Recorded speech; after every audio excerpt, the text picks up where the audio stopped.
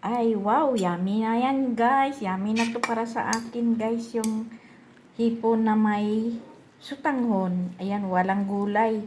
Wala tayong gulay guys. Ayan, purong sutanghon at saka hipon. Sinabaw ko lang ng kunti. Ayan, ulam na yan. Okay na yan. Kain na tayo guys ng tanghalian. Mainit-init pa ang sabaw sa hipon na may sutanghon. Ayan. Kain na tayo. Let's eat. This is it pancit.